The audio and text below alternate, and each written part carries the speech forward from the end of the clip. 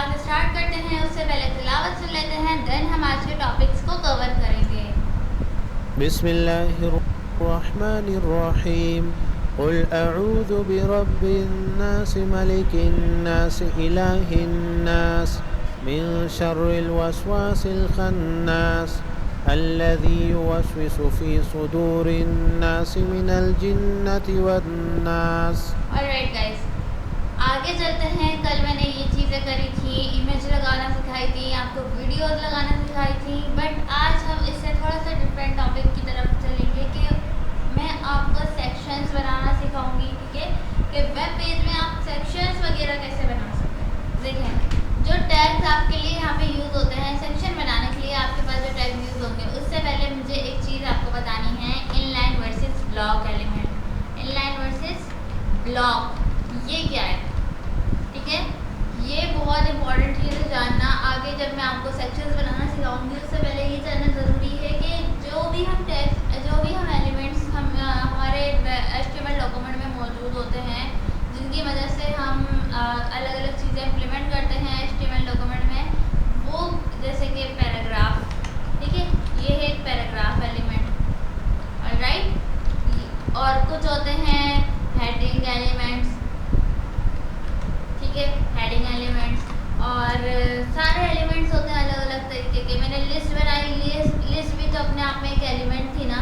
ठीक है, तो लिस्ट ये भी एक एलिमेंट है। सारे जो एलिमेंट्स होते हैं, बट इन दोनों में एक अलग अलग टीम होती है, टीम ऑफ किया हुआ होता है सारे एलिमेंट में। कुछ होते हैं इनलाइन ग्रुप के और कुछ होते हैं ब्लॉक ग्रुप के।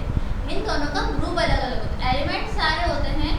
ठीक है, कुछ होते हैं जिनके नाम के पीछे समझ लो एक टैग लगा हुआ है कि वो इनलाइन है, और कुछ है जिनके पास एक टैग है कि वो ब्लॉक है। ठीक है, दोनों के ग्रुप्स अलग अलग हैं, दोनों टीम अप हुए हैं। कुछ ब्लॉक में टीम अप हुआ है, कुछ जो है आपके इनलाइन में टीम अप हुआ है। कैसे? देखो, जो इनलाइन होते हैं वो सिर्फ अपनी ही विड्थ लेते हैं, लाइक छोटी सी जो उनका एरिया है ना वो वही लेते हैं। अब इसका मतलब मैं आपको बताऊं, ये पैराग्राफ जो है मैंने यहाँ पे ऐड किया पैराग्राफ। यहाँ पे मैं थोड़ा सा ज़्यादा पैराग्राफ ऐड कर लेती हूँ, 8 वर्ड्स का। राइट, ठीक है, पैराग्राफ ऐड किया मैंने। अब नेक्स्ट मैंने H1 ऐड किया। ठीक है, H1 ऐड करने के बाद हुआ क्या कि आपके पास देखें पैराग्राफ जो है ब्लॉक लेवल है। कैसे? क्योंकि इसने अपने आगे यानी कि यहाँ पे किसी को आने ही नहीं दिया। ये चाहता है मैं जितना भी हूँ, है तो ये इतना सा यहाँ तक एंड हो रहा है, मगर मेरे आगे कोई ना आए, मेरे आगे कोई मेरे बराबर में ना आ सके। मैं ब्लॉक हूँ, यानी कि ये रास्ते को ब्लॉक कर देता है, ये अपने साइड्स को ब्लॉक कर देता है। ये ब्लॉक लेवल एलिमेंट होता है। पैराग्राफ क्या है? ब्लॉक लेवल एलिमेंट है, यानी ये अपने साइड में किसी को जगह नहीं देता। और जो इनलाइन ग्रुप के एलिमेंट्स होते हैं वो कहते हैं कि हम जितने हैं उतने ही ठीक हैं, हमारे बराबर में भी वो आ सकते हैं जो उतने ही रहना चाहते हैं।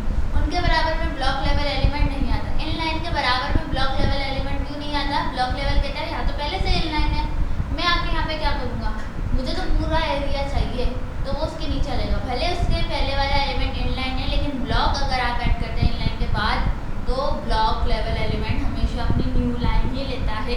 और इनलाइन के बाद इनलाइन ऐड करोगे तो इनलाइन के बाद इनलाइन आ जाएगा। LI UL ये सब भी ब्लॉक है। ठीक है, ये सब भी ब्लॉक लेवल एलिमेंट है। UL है, LI है। मैं आपको LI अगर आप करते हैं, नेक्स्ट लाइन में आ रहा है, इसके बराबर में क्यों नहीं आ रहा? क्योंकि ब्लॉक लेवल एलिमेंट है। ओके, तो इनलाइन और ब्लॉक लेवल एलिमेंट को आप देख सकते हैं। कुछ ग्रुप कुछ होते हैं इनलाइन के, कुछ होते हैं ब्लॉक लेवल एलिमेंट्स के। बाद ये होता है ना कि हम क्या करते हैं कि जब हम वर्क कर रहे होते हैं तो हमें चीज़ें समझ आ रही होती हैं कि कौन से ब्लॉक लेवल हैं और कौन से इनलाइन हैं। और CSS के ज़रिए तो हम इसका डिस्प्ले भी चेंज करवा सकते हैं, वो CSS में हम पढ़ेंगे। ये बताना आप लोगों को ज़रूरी था, इसकी नॉलेज भी होनी चाहिए, क्योंकि जब मैं सेक्शन बनाना आपको सिखा रही हूँ तो सेक्शन में भी आप देख सकते हैं कि कौन से ब्लॉक लेवल है और कौन से इनलाइन है। अच्छा, इनलाइन और ब्लॉक लेवल एलिमेंट को एक क्या कहते हैं, यहाँ पर थोड़ा सा ना चेक करने का एक मेथड बताती हूँ आपको। थोड़ी सी CSS आ जाएगी सिर्फ चेक करने की वजह से, बहुत छोटी सी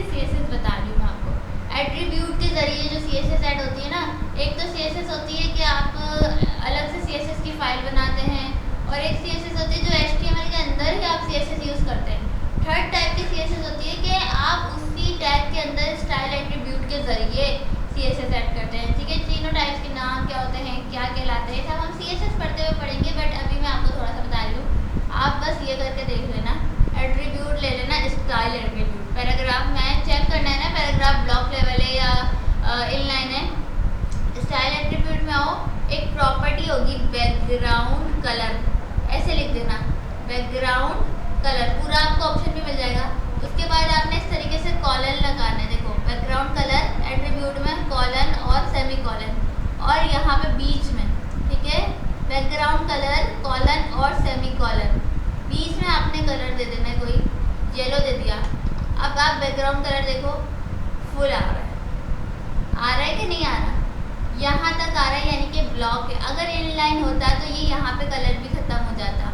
ये अपनी पूरी विड्थ ले रहा है, ये समझ आ रहा है, ये ब्लॉक लेवल एलिमेंट है। कोई अगर मैं यहाँ पे एंकर टैग का यूज़ करूँ, ठीक है, अब इसको चेक करना है कि इनलाइन है या ब्लॉक है। हम रेड करके देखते हैं, ठीक है, सॉरी टैक्स भी रेड लेके दूँगा। होम मैंने इसमें ऐड किया और इसमें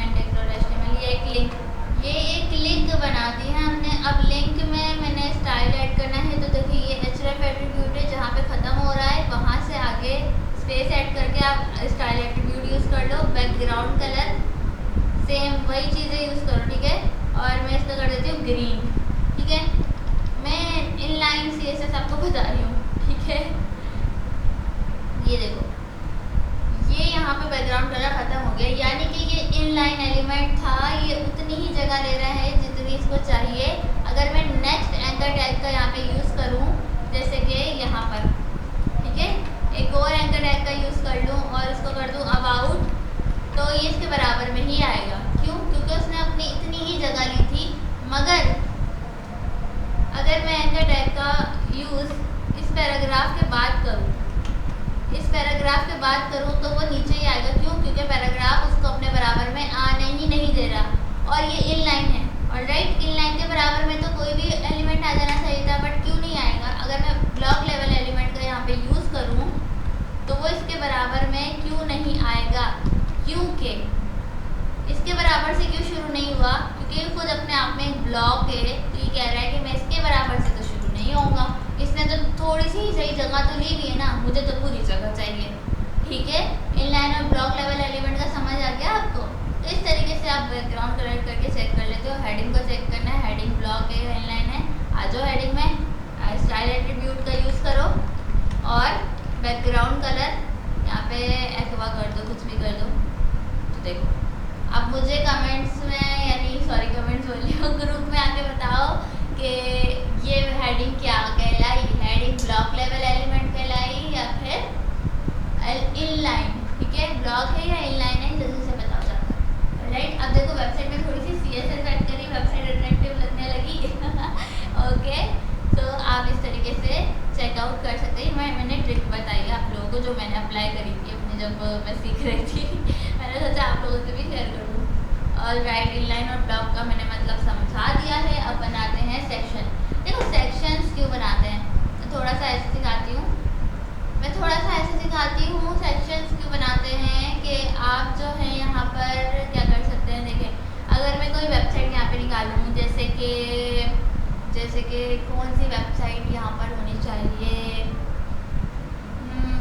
ये निकालता है। ऑलराइट, मैं वही वेबसाइट सर्च करती हूँ जो मैंने ऑलरेडी बनाई हुई है, वही मेरे जहन में आती है। ठीक है, अगर मैं यहाँ पर इस सेक्शन की बात करूँ तो देखिए, ये येलो वाला जो सेक्शन है, ये एक मेन सेक्शन कहलाया। ठीक है, इसके नीचे ये दूसरा सेक्शन है। ठीक है, ये यहाँ पे ख़त्म हो रहा है, ये तीसरा सेक्शन है ब्लैक वाला।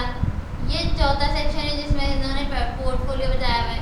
ये पांचवा सेक्शन है और ये है फूटर।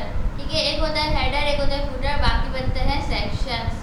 ये होता है वेबसाइट का एक कंप्लीट लेआउट। ठीक है, अब मैं अबाउट में आऊँ, अबाउट पे क्लिक करें। ये तो हमारा मेन्यू है, नेविगेशन बनाना मैंने ऑलरेडी आपको सिखा दिया, जैसे उसको स्टाइल करना रह गया है। ठीक है, तो ये है मेन सेक्शन। ये जो आपको मेन्यू और लोगो दिख रहा है ना, ये हेडर है। ये आपको सारे पेज में नजर आएगा, तो वो हेडर है। यहाँ इसके बाद से यहाँ से सेक्शन स्टार्ट है। दोनों का कलर सेम है तो वो आपको एक ही लग रहा है। ठीक है, ट्रांसपेरेंट हेडर भी कहलाता है, मैं आपको वो सब समझाऊंगी। ये देखिए, ये है एक सेक्शन, फिर ये सेकंड सेक्शन, ये थर्ड सेक्शन, वो यहाँ पे है आपके पास थर्ड सेक्शन ही बने हुए हैं। अच्छा, ये वाली वेबसाइट जो है ना, जो डिज़ाइन है ये वाला मेरा नहीं है, मैंने इनकी वेबसाइट पे पहले दूसरे पेजेस पे डिज़ाइन किए हुए हैं, वो अभी फ्रंट पे लाना बाकी है। ठीक है, ये उनका वो डिज़ाइन है जो ओल्ड डिज़ाइन है उनका, और उन्होंने जो मेरे से बनवाया है वो उनके पेजेस अभी बने हुए रखे हुए हैं और उसको फ्रंट पे लेकर आना बाकी है, इसको हमें रिप्लेस करना है। ठीक है, ये मेरा डिज़ाइन नहीं है। ऑलराइट, कंटेंट पे आए, कंटेंट पे एक ही सेक्शन है जस्ट कंटेंट के फॉर्म का। ठीक है, तो आपके पास सेक्शंस बनाने ज़रूरी होते हैं कि आपने सेक्शन बनाया, उसके अंदर अपनी एक हेडिंग रखी, सेकंड हेडिंग रखी, अपना पैराग्राफ ऐड किया, आपने बटन ऐड किए। ठीक है, तो वो होते हैं, उसके ज़रिए आपके बनते हैं सेक्शन। सेक्शंस बनाने के लिए आप एक टैग का यूज़ करते हैं, वो टैग है div टैग। ठीक है, div टैग के ज़रिए आप सेक्शंस इजीली बना सकते हो। सेक्शंस के लिए अलग एक टैग आता है, उसके अंदर आपको div यानी कि एक होता है ना पूरा, आप क्या कहते हैं, कंटेनर बनाते हैं जिसके अंदर चीज़ें रखते हैं, सेक्शन टैग भी आता है। ठीक है, जिनको मालूम होगा वो ये ना सोचें कि मैं कुछ अलग से कर रही हूँ, मैं स्टेप बाय स्टेप लेके चल रही हूँ। पहले हम div के ज़रिए छोटे छोटे सेक्शन बनाना सीखेंगे, और उन सारे जो हम छोटे छोटे सेक्शंस का ग्रुप रखते हैं ना, उनको हम सेक्शन टैग, जो सेक्शन बड़ा टैग होता है उसके अंदर रखते हैं। तो पहले छोटा सेक्शन बनाना सीखो, उसके बाद आप उसको बड़े टैग पे यानी सेक्शन एक अलग से टैग आता है उसमें रखना सीखेंगे। ठीक है, पहले div के ज़रिए आप एक सेक्शन बनाना सीखो। अगर मैं नोट्स पे आ जाऊँ, नोट्स में मैंने लिखा है divs and event grouping and structuring content. मैं इसको यही कह रही हूँ कि देखें, हर जो आप है हेडिंग पैराग्राफ वगैरह को एक ही सेक्शन में रख सकते हैं, यानी एक ही ग्रुप बना सकते हैं, तो डिवाइड कर सकते हैं चीज़ों को आपस में। ऑलराइट, तो ये देखिए मैं इस तरीके से करूँगी कि इस div के अंदर जैसे कि मैंने H1 लिख दिया। ठीक है, और इसमें मैंने बड़ी शान मुझे करके एक टाइटल दे दी, हेडिंग दे दी, और इसका एक पैराग्राफ भी दे दिया। ऑलराइट, तो ये मेरा एक ग्रुप बन गया। ठीक है, div के अंदर एक ग्रुप रेडी हो गया मेरा। अब जब दूसरा मुझे ऐड करना है ना, तो मैं दूसरा इसको div दूँगी। तो ये छोटे छोटे सेक्शन बना लिए मैंने, H3 करके मैंने इसमें हेडिंग दे दी, ठीक है, ये हेडिंग दे दी, और ये एक हेडिंग दे दी, पैराग्राफ करके कुछ पैराग्राफ दे दिया। ये मेरे छोटे छोटे सेक्शंस बन गए, ये ग्रुप बन गए सारे एलिमेंट्स के, कि मैंने इसको H3 और इस वाले पैराग्राफ को एक चीज़ में डिवाइड कर दिया। डिवीजन का, div का मतलब क्या होता है, डिवीजन। ठीक है, और इस वाले H1 और इस वाले पैराग्राफ को एक चीज़ में ग्रुप कर दिया। अब इन पूरे दोनों डिवीजन को मैं एक सेक्शन में रखना चाहती हूँ, तो मैं यहाँ पे सेक्शन टैग का यूज़ करूँगी। वो हम सेमेंटिक HTML देखेंगे, हेडर, सेक्शन, फूटर, वो कैसे बनता है। देखो, इस पूरे को Ctrl+X करो और इसके अंदर पेस्ट कर दो इस तरीके से। ठीक है, Ctrl+X के अलावा दूसरी भी आप शॉर्टकट यूज़ कर सकते थे। चलो अभी आप बिगनर हो तो मैं छोटी छोटी चीज़ें गाइड कर रही हूँ। ठीक है, ये सेक्शन टैग के अंदर आ गया, तो ये हमारा एक प्रॉपर एक सेक्शन बन गया। लेकिन देखिए ग्रुप है, इसका भी एक ग्रुप है, इसका भी ग्रुप है। टोटल सेक्शंस के पास 2 चाइल्ड्स हैं। ठीक है, जो सेक्शन के अंदर सेक्शंस होते हैं, सेक्शंस के अंदर एलिमेंट्स होते हैं, नेस्टेड एलिमेंट यहाँ पे आपके पास 2 हैं। ठीक है, div के अंदर भी अपने 2 हैं, और इस वाले div के अंदर भी अपने 2 हैं। ऑलराइट, कंफ्यूजन तो नहीं हुई? सेक्शन बनाने में थोड़ी वो होगी, हमारे पास इश्यूज आएंगे थोड़े बहुत के, ये कैसे हो रहा है, कैसे हो रहा है। अब हम थोड़ा सा चल रहे हैं लेआउट की तरफ। सही है, कि लेआउट वाला जो काम होता है ना, हम सेक्शंस वगैरह जो बनाते हैं, मैं उसकी तरफ लेकर आई हूँ आपको। चलो इसको देख लेते हैं। इसको फ़र्क अभी आपको कुछ नहीं दिखेगा, अगर वेब पेज पे मैं दिखाऊँ तो सेम वही आ रहा है, लेकिन अब ये एक सेक्शन बन चुका है। ठीक है, इसको आप स्टाइल करके देखो तो पूरे ये अपने इसको स्टाइल करेगा, इस वाले को स्टाइल नहीं करेगा, लेकिन इसको पूरा कर देगा। H1 और P इसी के चाइल्ड हो चुके हैं। ठीक है, चाइल्ड में कोई अलग वर्ड यूज़ नहीं कर रही, आप HTML कोड करते हुए भी यूज़ करते हो ये वर्ड। चाइल्ड और पेरेंट्स जो होते हैं ना आपके पास, देखें चाइल्ड और पेरेंट्स, जैसे ये इसका पेरेंट है और ये इसके चिल्ड्रंस है। ठीक है, ये आप यूज़ करते हो नेस्टेड चाइल्ड, मतलब बहुत आप इस तरीके से यूज़ कर रहे होते हैं। अब मैं इसको स्टाइल एट्रीब्यूट देकर बैकग्राउंड कलर येलो दे दूँ, तो हेडिंग और पैराग्राफ इंक्लूडेड ये बैकग्राउंड कलर येलो हो जाएगा। ये देखें, ठीक है, यानी कि ये पूरा एक डिवीजन हो चुका है इसका, इन दोनों का। और अगर मैं सेक्शन को बैकग्राउंड कलर दे दूँ तो ये अपने दोनों चाइल्ड को बैकग्राउंड हो जाएगा, यानी कि दोनों चाइल्ड के समेत ये ऐसा होगा, स्टाइल बैकग्राउंड हुआ दे दें तो दोनों साइड समेत ये वाला भी डिव और ये वाला भी डिव। ये देखिए, ये आपको नज़र क्यों नहीं आ रहा? क्योंकि उसके ऊपर है, ये हो तो क्या है एक वाले के उसके ऊपर येलो कलर भी शो हो रहा है। येलो अगर मैं अभी हटा देती हूँ, उसके ऊपर येलो कलर शो हो रहा है, ये देखें, तो ये पूरा आपको एक्वा नज़र आएगा। ठीक है, तो आपने जस्ट किसको किया है, सेक्शन को स्टाइलिंग दी है। और दोनों पैराग्राफ यानी दोनों जो डिव हमने बनाए थे, ये पहला डिव था और ये दूसरा डिव था, दोनों को बैकग्राउंड कलर दोनों समेत वो एक पूरा सेक्शन का बैकग्राउंड हमने चेंज कर दिया। हम सेक्शन क्यों बनाते हैं? डिफरेंट डिफरेंट स्टाइलिंग की वजह से हमें डिफरेंट स्टाइल ऐड करना पड़ता है। अब मैंने यहाँ पे दूसरा सेक्शन एग्जैक्ट सेम ऐसा रखते हैं। ठीक है, एग्जैक्ट सेम, ये हमारा हो गया सेकंड सेक्शन वेबसाइट का। और इसका बैकग्राउंड कलर हमने थोड़ा सा चेंज कर दिया, आप यहाँ से आके भी चेंज कर सकते हो। ठीक है, तो ये देखो अब मल्टीपल सेक्शंस हो गए। वेबसाइट पे मैंने आपको यही बताया था, ये येलो सेक्शन है और ये देखो ये ग्रे में आ रहा है, थोड़ा सा डार्क ग्रे में आ रहा है, ये सेक्शन ब्लैक नहीं है। ठीक है, तो इस तरीके से आप सेक्शन इसलिए बनाते हो ताकि सारे सेक्शंस की डिज़ाइनिंग में आप चेंज ला सको, हर चीज़ में अलग अलग चेंजिंग कर सको। पूरी वेबसाइट बिल्कुल सेम तो नहीं होती, अलग अलग सेक्शंस होते हैं, ग्रुप में डिवाइड हो चुके होते हैं। अब ये वाला डिव और ये वाला डिव साइड बाय साइड लगाना है हमने। ठीक है, तो उसके लिए हम चीज़ ऐड करते हैं, लेकिन उन सारे सेटअप से पहले हमें ऐड करना तो आना चाहिए ना, ग्रुप बनाना आना चाहिए। पहले आप डिव के अंदर ग्रुप बनाते हो और उन ग्रुप्स को सेक्शन के अंदर कन्वर्ट कर देते हो। ऑलराइट, मैंने थोड़ा एडवांस तो नहीं पढ़ा दिया। एडवांस अगर आपको लग रहा है तो पहले आप डिव बनाना सीखो, डिव। ठीक है, डिव बनाना सीखो और डिव में हेडिंग और पैराग्राफ ऐड करो। डिव में हेडिंग, अभी सेक्शन टैग की तरफ मत जाओ। ठीक है, लॉरेन 30। ठीक है, डिव्स बनाना सीखो और डिव्स को स्टाइल करके देख लो। और डिव क्या है, एक ब्लॉक लेवल एलिमेंट है, वरना यकीन नहीं आ रहा। ये देखो डिव है ब्लॉक लेवल, यहाँ तक ये सेट हो रहा है पूरा। ठीक है, अगर मैं इसको पैराग्राफ को कम भी कर दूँ यहाँ से, ये देखो पैराग्राफ को कम भी कर दिया, बट देखो ये शो यहाँ तक ही हो रहा है, फुल विथ ले रहा है डिव जो है हमारा। मैंने कोई स्टाइलिंग H1 में नहीं करी, मैंने पैराग्राफ में नहीं करी, मैंने डायरेक्ट डिव में करी है और डिव हमारा ब्लॉक लेवल एलिमेंट है। ठीक है, आज के लिए इतना देख लो, आपने डिव सीखा, सेक्शन बनाना सीखा, इनलाइन वर्सेस ब्लॉक एलिमेंट के बारे में पढ़ा। बट होगा क्या कि आप जो हैं अभी स्पेन के बारे में पढ़ेंगे, वो होता है नॉर्मल छोटे छोटे ग्रुप बनाना। ठीक है, एक होता है डिव होता है थोड़ा बड़ा ग्रुप बनाना, स्पेन होता है और भी छोटे, वो इनलाइन होता है। स्पेन से आप इनलाइन डिवीजन रखते हो और वो छोटी छोटी ग्रुपिंग करता है। ठीक है, तो ग्रुप करता है छोटी छोटी चीज़ों को। स्पेन जो है, span element is an inline element, this mean it's only takes up as much with as it content required. ठीक है, इनलाइन का आपको मतलब पता है, it's typically used to group और स्मॉल पोर्शंस।